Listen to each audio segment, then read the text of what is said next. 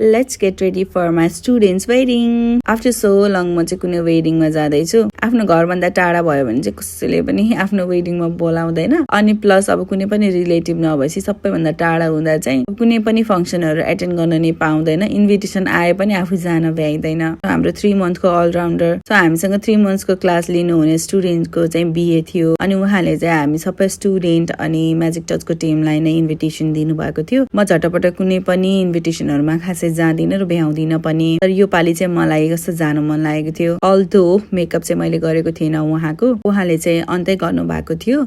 अनि मलाई सन्चो पनि थिएन। अहिले यो दिनहरूमा चाहिँ मलाई एकदमै धेरै ब्याक पेन अनि ग्यास्ट्रिकले एकदमै प्रब्लम बनाइरहेको छ। सो मलाई खासै सन्चो पनि थिएन। त्यही पनि अब त्यस्तो राम्रोसँग इन्भिटेसन दिएपछि, कार्ड नै दिएपछि चाहिँ मलाई जान मन लाग्यो। अनि त्यसको लागि चाहिँ मैले आफूलाई रेडी गरेँ। मेरो आजको आउटफिट चाहिँ ग्रिन थियो है। जहिले मेरो लास्ट मोमेन्टमा ब्लाउज रेडी भएको हुन्न क्या। अनि मसँग पुरानो ग्रिन कलरको थियो। त्यही चाहिँ एकछिन भिडियो बनाउँदासम्म काम चलाएको छु। अनि त्यसपछि मेरो ब्लाउज रेडी भएर आएपछि चाहिँ मैले पुरै कम्प्लिट ड्रेस लगाएँ। तपाईँले हेर्न सक्नुहुन्छ साडी ब्लाउज। आजको चाहिँ ग्रिन आउटफिट नै थियो एन्ड ग्रिनमा रेड चाहिँ एकदमै राम्रो देख्छ। अनि हाम्रो टिम मेम्बरहरू चाहिँ यता रेडी हुँदै हुनुहुन्छ र म चाहिँ यतापट्टि आफू रेडी हुँदैछु। अब म कन्टेन्ट क्रिएटर पनि परेँ, त्यसैले भिडियो पनि बनाउँदै आफू रेडी हुँदै गर्नुपर्छ होइन।